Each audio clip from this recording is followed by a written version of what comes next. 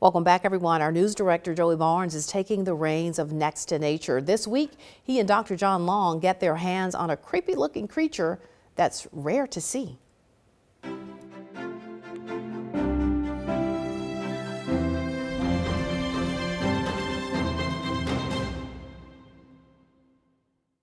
Welcome to Next to Nature, everyone. I'm Joey Barnes, joined by Dr. John Long, and it's not every day you get to walk out into nature with gloves on, but they're kind of needed today, yes, right? Yes, that's right, and you'll find out why in just a moment.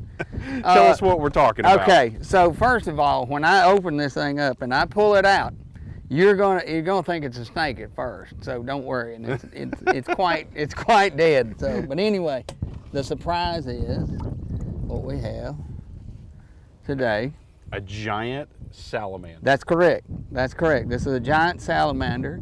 It's known as a two-toed amphimus. And if somebody thinks I'm pronouncing that wrong, please send it to the station. But that's the best I can do with this one. I'm not a salamander guy, but this is one of the largest salamanders that we have.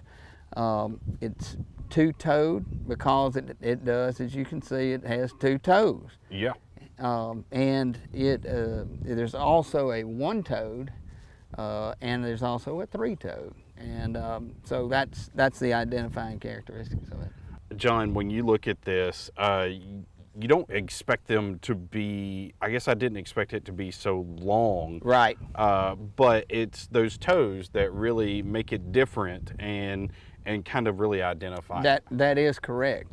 One of the other things is, you think of an aquatic animal or something that lives in the water, they have to have gills.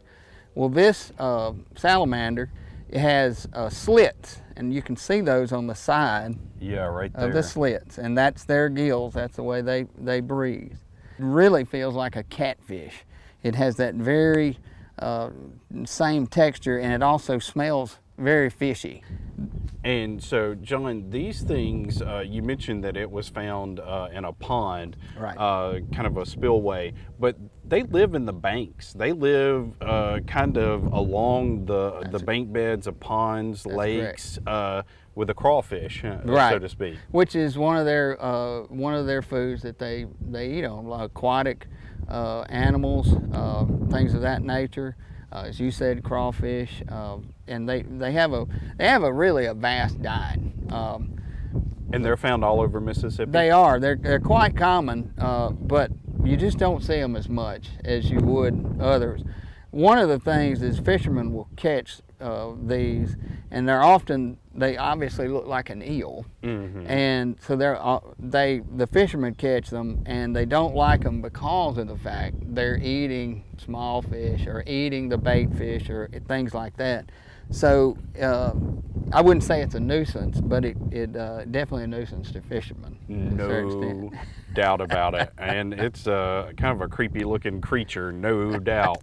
It would surprise me in a boat. Right, I guarantee it would.